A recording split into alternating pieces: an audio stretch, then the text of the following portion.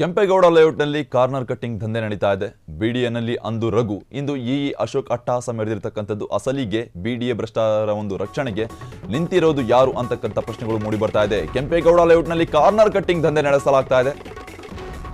ಬಿಡಿಎನಲ್ಲಿ ಅಂದು ರಘು, ಇಂದು ಅಶೋಕ್ ಅವರು ಅಟ್ಟಹಾಸ ಮೆರೆದಿರತಕ್ಕಂಥದ್ದು.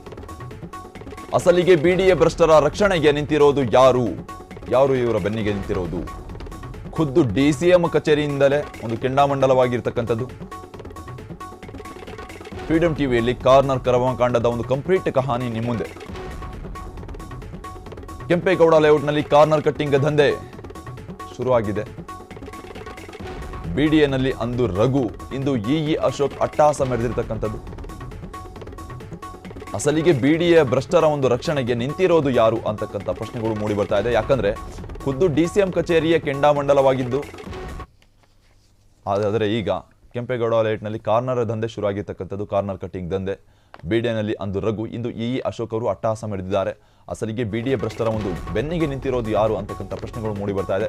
ಇದು ಬಿಡಿಎ ಅಧ್ಯಕ್ಷ ಹ್ಯಾರಿಸ್ ಹಾಗೂ ಆಯುಕ್ತರು ನೋಡಲೇಬೇಕಾದ ಸ್ಟೋರಿ ಇದು. ಪ್ರಾಧಿಕಾರದಲ್ಲಿ ಇಂಜಿನಿಯರ್ಗಳು ಹೇಗೆಲ್ಲ ದರ್ಬಾರ್ ಮಾಡಿದ್ದಾರೆ ಗೊತ್ತಾ?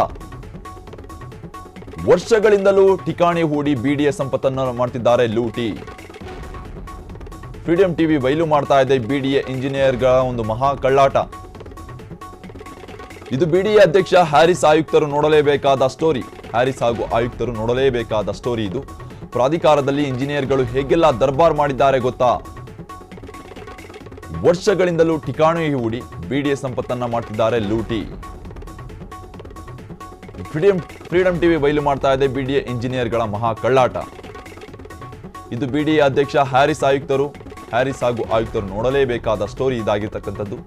ಪ್ರಾಧಿಕಾರದಲ್ಲಿ ಇಂಜಿನಿಯರ್ಗಳು ಹೇಗೆಲ್ಲ ದರ್ಬಾರ್ ಮಾಡ್ತಿದ್ದಾರೆ ಅನ್ನೋದಾದ್ರೆ ಈ ಸ್ಟೋರಿಯನ್ನ ನೋಡಲೇಬೇಕು ನೀವು. ವರ್ಷಗಳಿಂದಲೂ ಠಿಕಾಣಿ ಹೂಡಿ ಬಿಡಿಎ ಸಂಪತ್ತನ್ನ ಲೂಟಿ ಹೊಡಿತಿದ್ದಾರೆ. ಫ್ರೀಡಂ ಟಿವಿ ಬಯಲು ಮಾಡ್ತಾ ಇರ್ತಕ್ಕಂಥದ್ದು ಈ ಇಂಟ್ರೆಸ್ಟಿಂಗ್ ಕಹಾನಿ. ಇದು ಬಿಡಿಎ ಅಧ್ಯಕ್ಷ ಹ್ಯಾರಿಸ್ ಅವರು ಹಾಗೂ ಆಯುಕ್ತರು ನೋಡಲೇಬೇಕಾದ ಸ್ಟೋರಿ ಆಗಿರ್ತಕ್ಕಂಥದ್ದು. ಪ್ರಾಧಿಕಾರದಲ್ಲಿ ಇಂಜಿನಿಯರ್ಗಳು ಹೇಗೆಲ್ಲ ದರ್ಬಾರ್ ಮಾಡಿದ್ದಾರೆ ಅನ್ನೋದಾದ್ರೆ ಈ ಸ್ಟೋರಿಯನ್ನು ನೋಡಬೇಕು ನೀವು.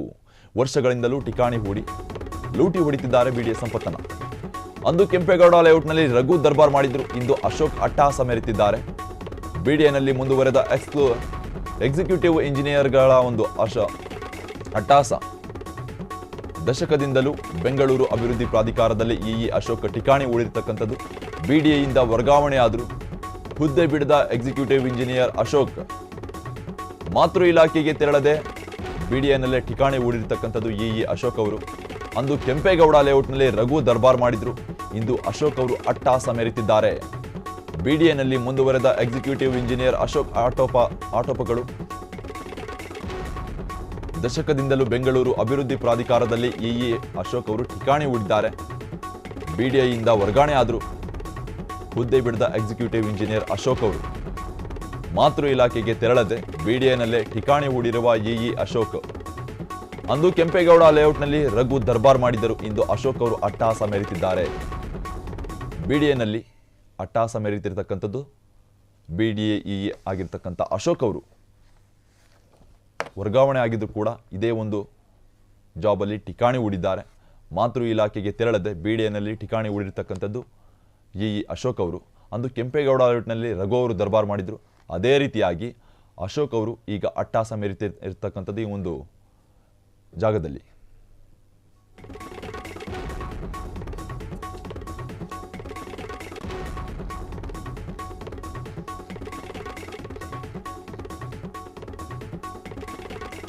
ಕೆಂಪೇಗೌಡ ಲೇಔಟ್ ಅಭಿವೃದ್ಧಿ ಕಾಮಗಾರಿಯಲ್ಲಿ ನೂರಾರು ಕೋಟಿಯ ಒಂದು ಅಕ್ರಮ ಕೇಳಿ ಬರ್ತಾ ಇರತಕ್ಕಂಥದ್ದು. ಅಕ್ರಮ ಸಂಬಂಧ ಡಿಸಿಎಂ ಡಿಕೆ ಶಿವಕುಮಾರ್ ಒಂದು ಸಂಬಂಧಪಟ್ಟಂತೆ ಭ್ರಷ್ಟಾಚಾರದ ಸಮಗ್ರ ತನಿಖೆಗೆ ಆದೇಶಿಸಿರೋ ಬೆಂಗಳೂರು ನಗರಾಭಿವೃದ್ಧಿ ಸಚಿವ ಡಿಕೆಶಿ ಅಶೋಕ್ ಅವರನ್ನ ಮಾತೃ ಇಲಾಖೆಗೆ ಹಿಂದಿರುಗಿಸಿ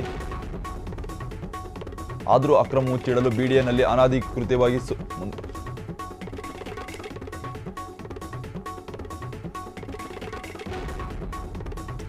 ಆದರೆ ಈವರೆಗೆ ಅಶೋಕ್ ಅಕ್ರಮದ ಬಗ್ಗೆ ವರದಿ ನೀಡದ ಬಿಡಿಎ ಅಧಿಕಾರಿಗಳು ಸರ್ಕಾರಿ ನೌಕರರ ಸೇವಾ ನಿಯಮ ಉಲ್ಲಂಘಿಸಿ ಬಿಡಿಎನಲ್ಲೇ ಅಶೋಕ್ ಠಿಕಾಣಿ ಹೂಡಿರ್ತಕ್ಕಂಥದ್ದು.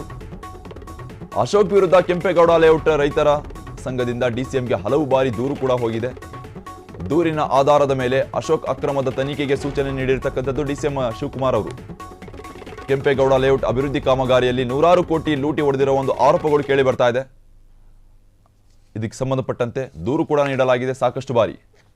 ಭ್ರಷ್ಟಾಚಾರದ ಸಮಗ್ರ ತನಿಖೆಗೆ ಆದೇಶ ನೀಡಿರ್ತಕ್ಕಂಥದ್ದು ಅಶೋಕ್ ಅವರನ್ನ ಮಾತೃ ಇಲಾಖೆಗೆ ಹಿಂದಿರುಗಿಸಿ, ಆದರೂ ಕೂಡ ಅಕ್ರಮ ಮುಚ್ಚಿಡಲು ಬಿಡಿಎನಲ್ಲಿ ಅನಧಿಕೃತ ಒಂದು ಆರೋಪಗಳು ಕೇಳಿ ಬರ್ತಾ ಇರತಕ್ಕಂಥದ್ದು.